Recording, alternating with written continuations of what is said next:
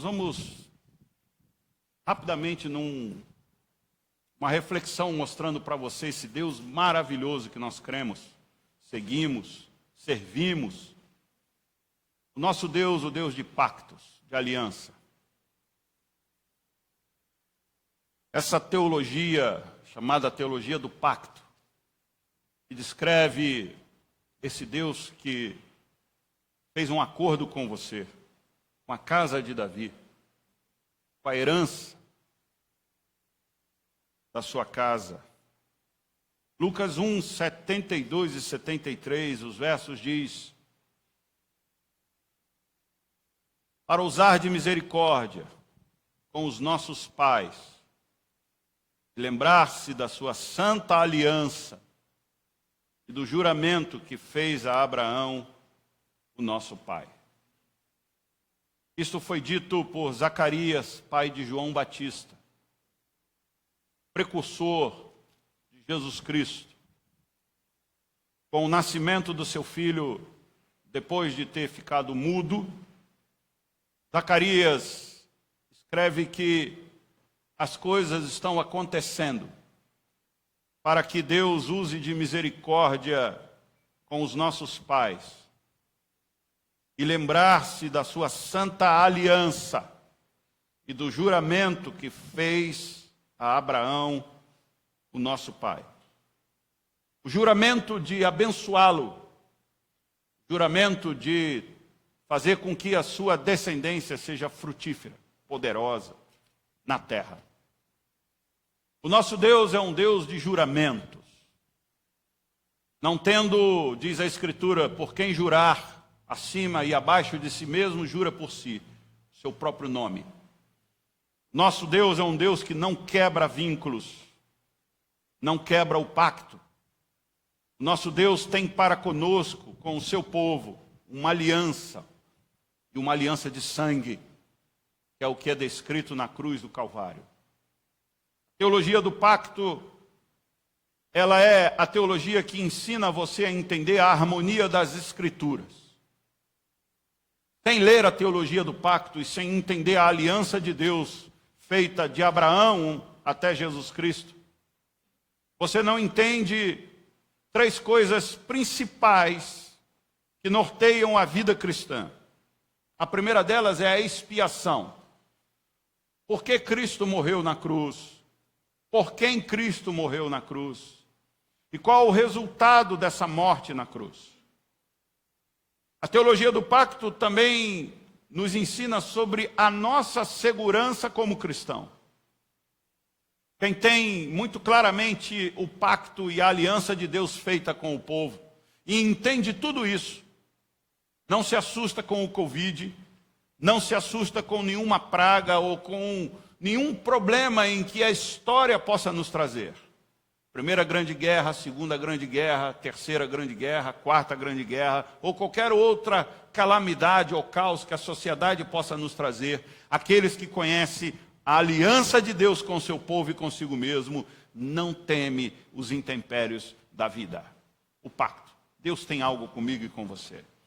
E terceiro, sabe muito bem o que significam os sacramentos, o que significa a mesa do Senhor, o que significa as suas ordenanças, batismo e ceia. De maneira que não só o domingo de ceia ou o domingo de batismo, mas este momento é um momento importante daqueles que são a aliança de Deus nessa terra. Eu quero discorrer rapidamente sobre estes três pontos e acrescentar o quarto, que é o pacto de Deus nos últimos tempos. E preste atenção que eu tentarei ser breve. Primeiro é a expiação de Cristo. Em João capítulo 1, verso 14, ele começa dizendo: e o verbo se fez carne e habitou entre nós, cheio de graça e de verdade. E vimos a sua glória, glória como do unigênito do Pai. Este verbo é Deus, o próprio Deus encarnado, o próprio Deus que larga o seu trono e habita em Cristo Jesus para cumprir com a sua aliança feita feita em Gênesis 17, verso 2. Farei uma aliança entre mim e ti, e te multiplicarei extraordinariamente. O apóstolo Paulo vai dizer que todos que têm fé, todos que são da fé, são filhos de Abraão. Nós estamos aqui por causa da fé. E esta fé foi dada através de Abraão. E o pai da fé foi multiplicado. E por isso que nós somos chamados pelo apóstolo Paulo como descendentes de Abraão. E Cristo Jesus abençoa todos aqueles que estão aliançados no pacto de Deus através da fé de Abraão. É uma aliança perpétua estabelecida. Em Lucas capítulo 2, verso 25 e 32. Um homem chamado Simeão, quando vê Jesus, o menino, o Nazareno, chegando ao templo, trazido pelos seus pais, diz o texto: havia em Jerusalém um homem chamado Simeão, este justo e piedoso, que esperava a consolação de Israel. E o Espírito Santo estava sobre ele.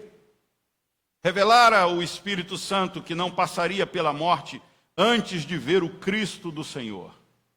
Movido pelo Espírito, foi ao templo, e quando os pais trouxeram o menino Jesus para fazerem com ele o que a lei ordenava, Simeão o tomou nos braços e louvou a Deus, dizendo: agora, Senhor, podes despedir em paz o teu servo, segundo a tua santa palavra, porque os meus olhos já viram a tua salvação, a qual preparaste diante de todos os povos, luz para revelação aos gentios e para a glória do teu povo de Israel.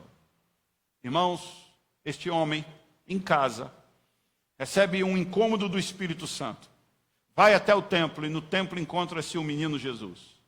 Ele toma o menino nos braços, e sem este menino ter feito nenhum milagre, sem esse menino ter feito nenhuma afirmação de que era o Messias, o Filho do Homem, ele olha para essa criança e diz: aqui está o Messias. Louvado seja Deus, agora eu posso morrer, porque a promessa de Deus se cumpriu e eu vi o Messias, o Cristo, em seus próprios braços. Simeão entende que aquela criança é a prometida. Aquela criança é o próprio Deus encarnado que João descreve, e o Verbo se fez carne e habitou entre nós. E a expiação de Cristo, por mais que tenha sido num contexto político, em que crucificaram Jesus por conta do que ele ameaçava, mas era o plano de Deus para a nossa redenção e salvação. Porque o pacto de Deus foi feito em Abraão. Veja, Jesus Cristo, então, se torna a revelação, a redenção, a ressurreição do seu povo. E ele diz aqui em João capítulo 10, na sua oração sacerdotal, olha que coisa linda Jesus diz: para este o porteiro abre e as ovelhas ouvem a sua voz. Ele chama pelo nome as suas próprias ovelhas e as conduz para fora. Eu sou a porta. Se alguém entrar por mim, será salvo. Entrará, sairá e achará pastagem. O ladrão vem somente para roubar, matar e destruir. Eu vim para que tenham vida e a tenham em abundância. Eu sou o bom pastor. O bom pastor dá a vida pelas ovelhas. O bom pastor não dá a vida pelo bode. O bom pastor não dá a sua vida pelas cabritas. O bom pastor dá a sua vida pelas ovelhas. E ele disse que as ovelhas ouvem a sua voz, e as ovelhas conhecem o seu nome. Nós temos um gato em casa, e esse gato, ele volta para casa por 2 meios, e a gente sempre brinca. Quando a gente quer chamar o Simba, ou a gente bate o pratinho dele de ração, faz o barulhinho, da onde ele está ele vem, ou a gente pede para Sandra chamar. Sandra, chama ele, porque só a sua voz traz ele de volta para casa. E toda vez que isso acontece, eu me lembro que quando Jesus fala, as suas ovelhas ouvem. E se você está aqui nessa manhã, por alguma razão, eu não sei o que você veio buscar, mas o que eu posso dizer é que se você ouviu a voz do Espírito Santo, você é ovelha de Jesus. E se você é ovelha de Jesus, Jesus morreu na cruz por você, somente por você, somente pela sua igreja, somente pelo seu povo. E nós temos essa segurança, porque ele disse, o bom pastor dá a vida pelas suas ovelhas. Amém? Essa é a expiação de Cristo. A expiação de Cristo não é um acontecimento na história que abarca a qualquer um. A morte de Jesus na cruz cumpre com o propósito de Deus e com o pacto e a aliança que Deus fez com Abraão. Deus prometeu salvar a casa de Abraão. Deus prometeu abençoar a vida de Abraão e todos aqueles que estão em Abraão pela fé. E aqui estamos nós nessa manhã. Segunda coisa, o pacto de Deus, a aliança de Deus, traz segurança do cristão nas promessas de Deus. Irmãos, eu já havia dito aqui num estudo bíblico de quinta-feira, que eu tenho promessas de Deus para a minha vida, coisas que o Espírito Santo me disse em particular, como disse a Simeão. E aquilo que eu guardo no coração, e são essas alianças que Deus fez comigo, especificamente comigo, e eu creio que Deus tenha feito cada uma com vocês. É que em algumas situações desastrosas da vida, eu tenho a confiança e a certeza de que Deus está comigo, porque as promessas de Deus permeiam, norteiam a minha história e a minha vida.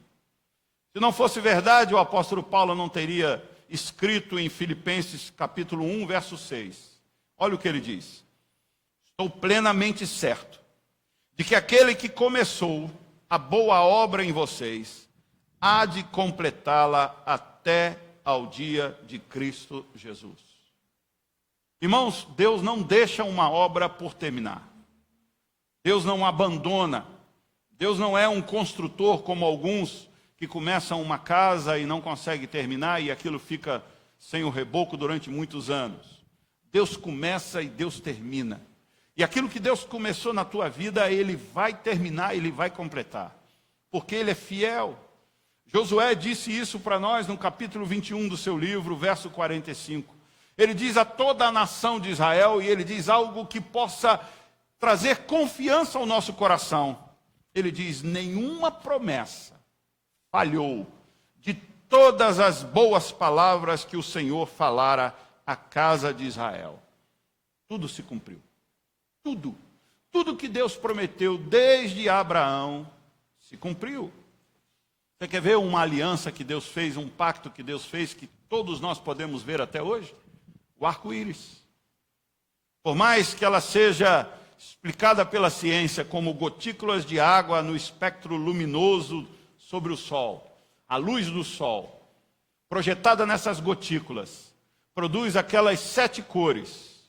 Nós sabemos que ela está descrita em Gênesis 9, quando Deus disse, este é o sinal da minha aliança que faço entre mim e vós, e entre todos os seres viventes que estão convosco, para perpétuas gerações. Porém nas nuvens o meu arco, e será por sinal da aliança entre mim e a terra.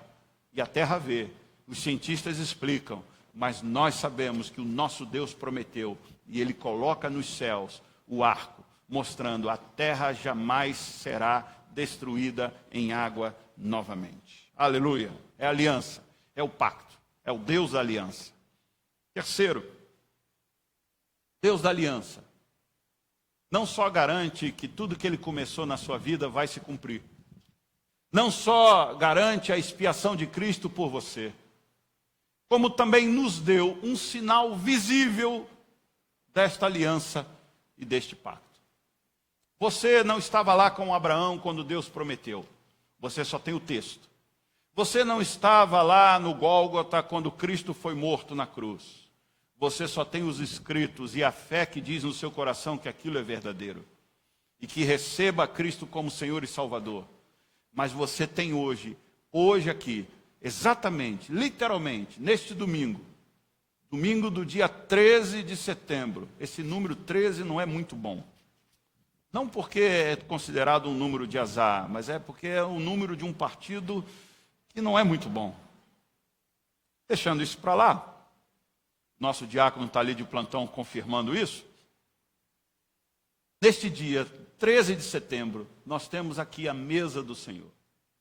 E esta mesa posta na nossa frente é um sinal visível da aliança e do pacto que Deus tem com o seu povo.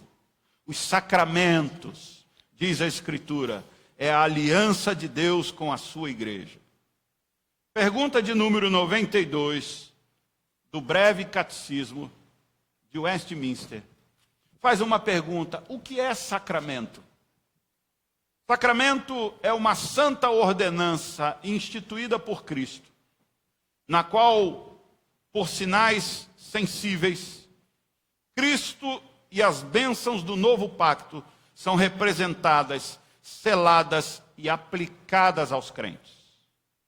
Diz o texto de Mateus 26, Jesus à mesa com os discípulos, presta atenção, ele diz assim: enquanto comiam, tomou Jesus um pão, haviam outras comidas, mas ele toma o pão das comidas, abençoando, o partiu e deu aos discípulos, dizendo: tomai e comei, isto é o meu corpo.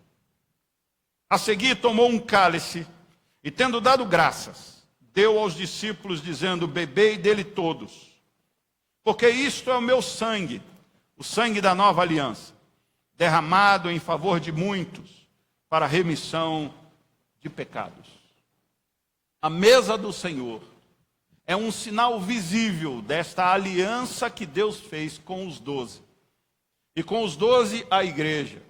E a igreja o seu corpo, o seu povo, a sua nação na terra. Nós temos então, irmãos, a aliança de Deus representada nessa manhã através dessa mesa. Essa mesa em que alguns cristãos, por favor, não me entenda mal, não quero te chamar a atenção, mas alguns cristãos não se lembram do dia da ceia, não cultuam o dia da ceia, não veneram a mesa da ceia com respeito, não participam, se ausentam. Se tiver que viajar no dia de ceia, viaja, não se dão conta disso. Por isso, porque Deus é um Deus de misericórdia, é um Deus de amor, é que nós decidimos transferir o domingo de ceia, que é o primeiro domingo, para o segundo domingo, que é hoje, por misericórdia a você, pecador, que viajou no domingo de ceia. Deus é bom, né? Deus é tão bom que disse assim: vá, pecador, vá e volte, e a ceia estará aqui para você. Amém? Porque o nosso Deus é um Deus de alianças, é um Deus de pactos. Ele não quebra o que Ele prometeu a você. E este sacramento, por mais que na mesa não tenha sido acrescido ou citado por Jesus o batismo, o sacramento, o batismo entra quando Ele, em Mateus 28, designa os seus apóstolos, os seus discípulos, disse: portanto, ide, fazei discípulos de todas as nações, batizando-os em nome do Pai, do Filho e do Espírito Santo, e ensinando-os a guardar todas as coisas que vos tenho ordenado. E eis que estou convosco todos os dias até a consumação dos séculos. A presença de Deus se faz na nossa vida por meio do batismo e por meio da ceia do Senhor. Esta é a aliança de Deus com o seu povo. E nós não vamos comer do corpo de Cristo, mas do símbolo e do sinal do seu corpo. Não vamos beber do seu sangue, mas do significado e do símbolo da sua aliança, a nova aliança que Ele faz conosco. Sacramentos, diz a confissão, são sinais e selos do pacto da graça, imediatamente instituídos por Deus para representar Cristo e os seus benefícios, e confirmar o nosso interesse nele, bem como para fazer uma diferença visível entre os que pertencem à igreja e o resto do mundo. E solenemente obrigá-los ao serviço de Deus em Cristo, segundo a sua palavra. John Knox, um dos reformadores, disse: assim como os patriarcas sobre a lei, além da realidade dos sacrifícios, tinham 2 sacramentos principais. Quais eram, diz John Knox? A circuncisão e a Páscoa. E aqueles que os desprezavam e negligenciavam não eram contados entre o povo de Deus. Preste atenção ao que John Knox nos ensina. Assim como no Antigo Testamento, quem não celebrasse a Páscoa e quem não praticasse a circuncisão não era contado entre o povo de Deus. Era excluído da membresia.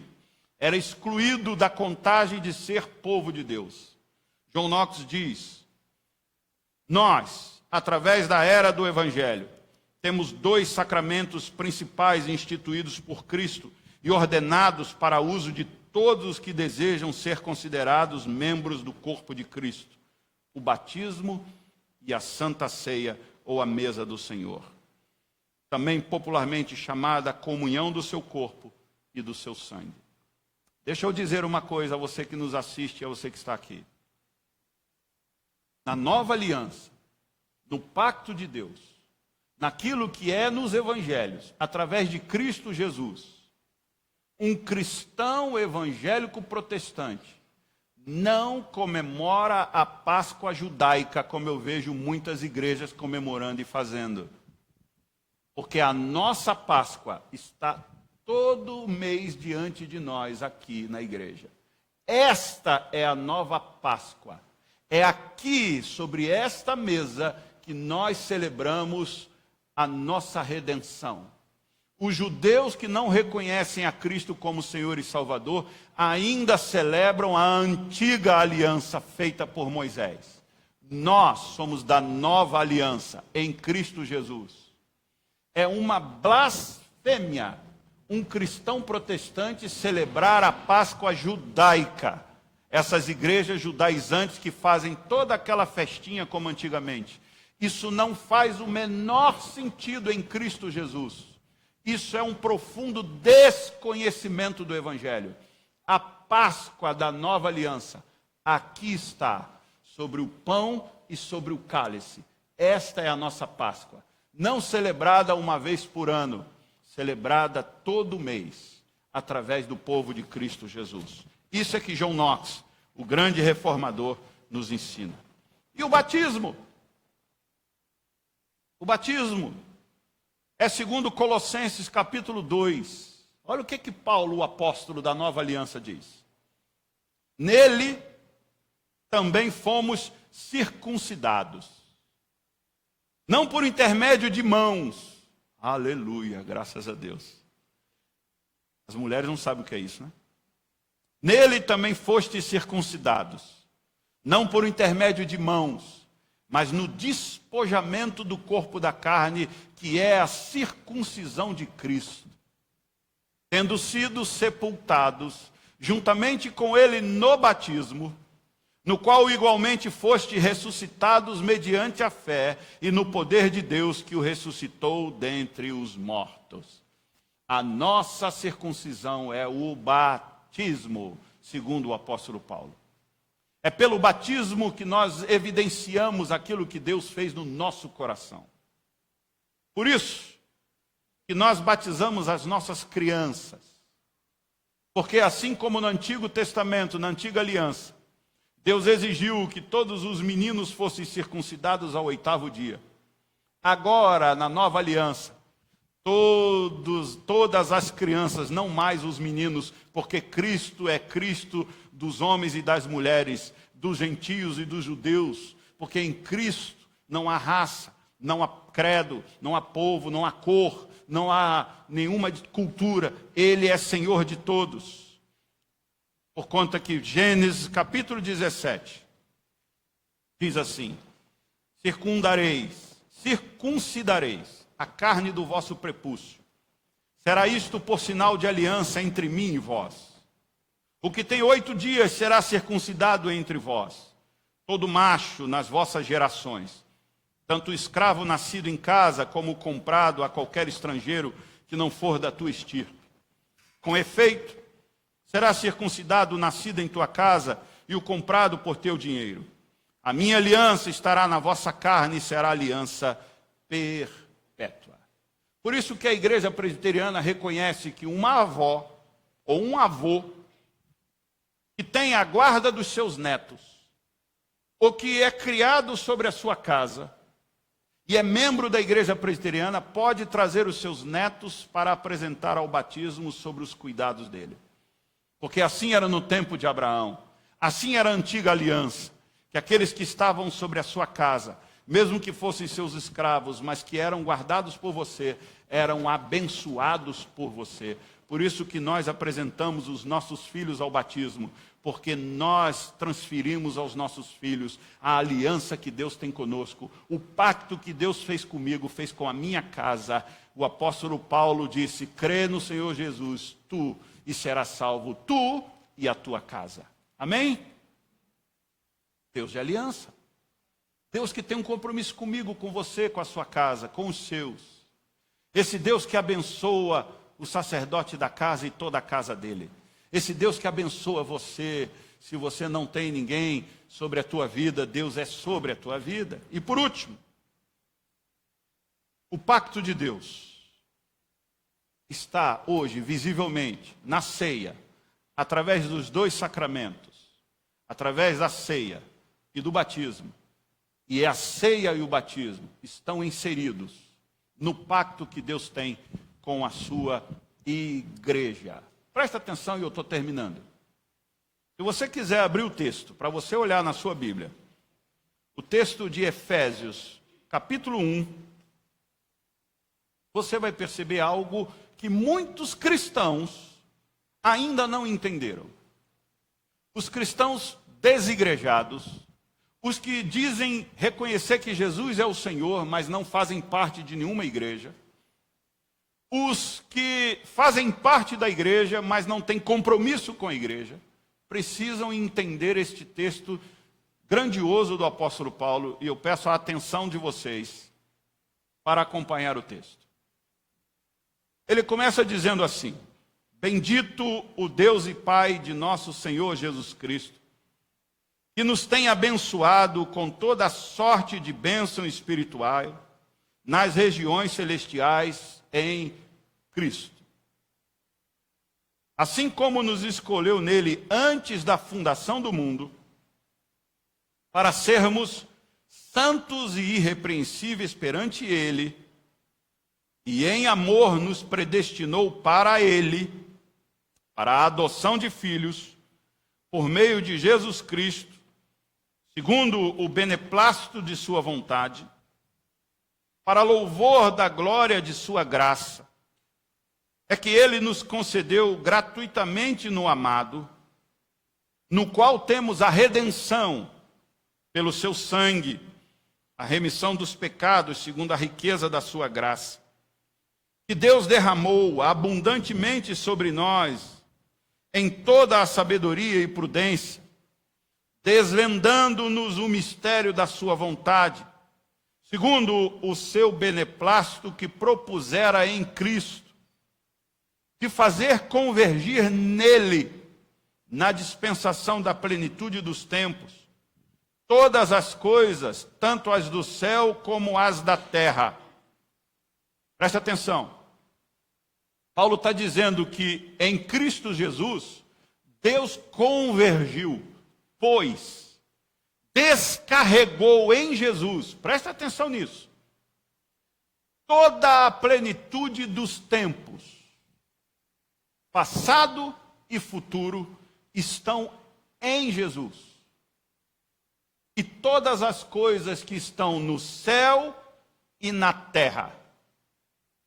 Continua lendo comigo que você vai entender. A fim de sermos, para louvor da sua glória, nós os que de antemão esperamos em Cristo, em quem também vós, depois que ouvistes a palavra da verdade, o evangelho da vossa salvação, tendo nele também crido, fostes selados com o Santo Espírito da promessa. Selado. O pacto de Deus, a aliança de Deus selou o Espírito Santo em você. Você já foi no correio e sabe como funciona. O correio fecha a tua caixa, o teu envelope, coloca o selo dele, e o selo dele garante que aquela correspondência chegará ao seu destino. E quem está na outra ponta pega aquilo que você enviou.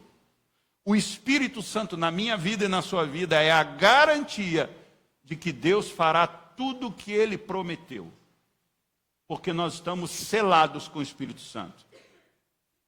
Continua vendo. O qual, o que é o qual? O Espírito Santo. É o penhor da nossa herança, até ao resgate da sua propriedade em louvor da sua glória. Quando Cristo vier buscar a sua igreja, ele vem retirar o Espírito. E o Espírito selado em você leva você. Entendeu? Você sobe porque o Espírito está selado em você. E não dá para separar o Espírito de você. Você está selado. E quando Cristo tirar o seu Santo Espírito da terra, ele tirará você também. Porque você é o penhor, a garantia de que ele vai voltar para buscar a sua igreja.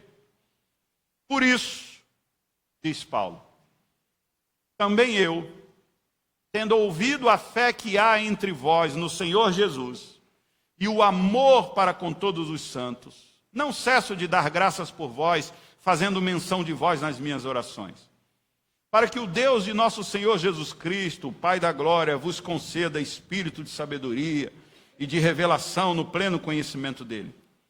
Iluminados os olhos do vosso coração, para saberdes qual é a esperança do seu chamamento, qual a riqueza da glória da sua herança nos santos, e qual a suprema grandeza do seu poder para com os que cremos, segundo a eficácia da força do seu poder, o qual exerceu ele em Cristo, ressuscitando-o dentre os mortos, e fazendo-o sentar à sua direita nos lugares celestiais, acima de todo o principado e potestade. Presta atenção, que agora começa Paulo finalizar o mistério que muitos crentes não entendem.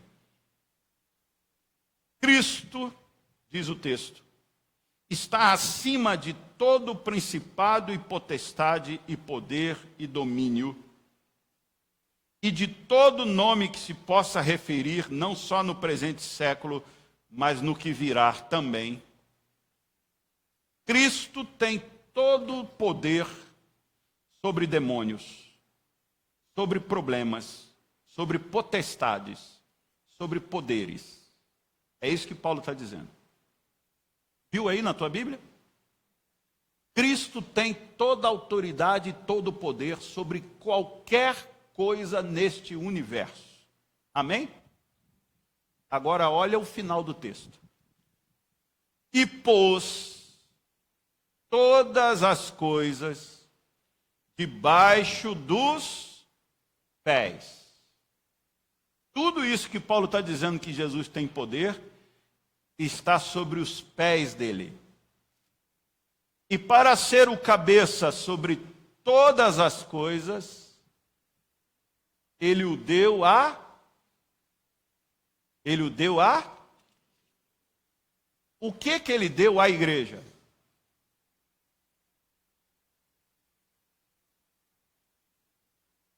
O que Cristo deu à igreja? Hein? Vamos, irmãos?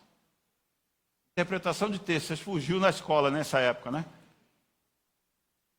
Se Cristo tem poder sobre todo o principado, sobre toda a potestade, sobre tudo que há, e ele é o cabeça da igreja, e por ser o cabeça da igreja, ele deu todo este poder a quem? Termina o texto? O qual é o quê? O seu corpo, a plenitude daquele que a tudo enche em todas as coisas.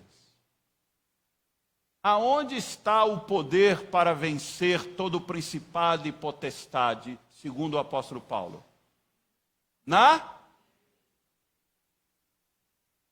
Ainda tem gente que diz, eu sou cristão sem igreja. Não entendeu o que o apóstolo Paulo está falando sobre igreja. Aí tem a igreja visível e a igreja invisível. A visível é a que vocês estão aqui, agora. Segunda Igreja Presbiteriana de Interlagos. A invisível é a que existe aqui dentro. É impossível, ou quase que impossível, existir a invisível fora da visível. Mas é certo que existe invisível dentro da visível. Porque esta igreja de placa é a que prega o Evangelho, a que vive Cristo, a que proclama Cristo. E os cristãos vêm a ela, e só Cristo sabe que de dentro dela, quais são os realmente salvos e eleitos para o dia da glória final. Eu não sei, mas Cristo sabe. Mas não dá para ser um cristão fora da igreja invisível. E também não dá para ser um cristão fora da igreja visível. Porque a visível é temporal, é um período, e a invisível é eterna. E para vencer todo o principado e toda a potestade, você precisa ser membro do corpo de Cristo. E para ser membro do corpo de Cristo, você precisa estar dentro dos 2 sacramentos designados pelo próprio Cristo: batismo e ceia. E só membro de uma igreja visível você pode participar do batismo e da ceia. Entendeu, Zé? Vira para quem está do seu lado e pergunta se ele entendeu. Vira aí, entendeu? E sabe por que a igreja visível é problemática? Vou trazer uma revelação bombástica para vocês. Para você que nos assiste aí na internet. Sabe por que você diz que a igreja visível, esta que tem placa, tem algumas coisas que você não gosta? De novo, olha para quem está do seu lado aí. Sei que você não gosta disso. Mas olha o tamanho do problema que está perto de você. Sabe por que a igreja tem problema? Porque você, eu, todos nós somos problemáticos. Sabia disso? Ou ninguém te avisou isso? Ou você achava que você era o cara, você é a mulher. Você não tem erro nenhum, você é sensacional. Me dê 24 horas contigo que eu mostro as tuas chatices e revelo as minhas. E quem diz que assim, não participo de igreja nenhuma porque a igreja é problemática, disse a maior verdade, mas desconhece a maior revelação. É aqui que existe o poder do Espírito Santo para abençoar a sua vida, e não há bênção fora dela. Amém? Porque Deus é o Deus de alianças, e fez uma aliança com a sua igreja, em que Cristo disse no Evangelho: eu edificarei a minha igreja. E através dela, o apóstolo Paulo diz que nós somos abençoados. E o mistério da revelação está aqui nessa manhã. De maneira que eu digo, e quero terminar, tia Sandra já está descendo, nós somos abençoados por sermos membros do corpo de Cristo. Amém? Eu creio nisso. Eu creio que toda vez que eu venho para o ajuntamento, na quinta-feira, quando a igreja se reúne, a igreja da Macholândia, a igreja da Mulherândia, sei lá, a igreja das crianças, a igreja, o povo de Deus, o mistério de Deus se faz presente. E nós somos vitoriosos sobre todo o principado e potestade. Oremos. Senhor, nessa manhã, nós vimos o quanto o Senhor é o Deus de alianças. Tu és o Deus dos pactos. E neste pequeno tempo, nós podemos descrever, Senhor, a tua aliança sobre a morte de Cristo. Podemos ver a tua aliança sobre a nossa santidade, sobre a tua obra em nós. Podemos ver, Senhor, a tua aliança sobre as tuas promessas e a tua aliança sobre a igreja. Senhor, que o teu povo entenda que tu és um Deus de pacto. E os pactos estão sinalizados, estão compreendidos hoje no Evangelho, através da ceia e através do batismo. Senhor, que o teu povo desperte para as tuas ordenanças e para o cumprimento da tua aliança. Em nome de Cristo Jesus eu oro. Amém. Fiquemos de pé, queridos.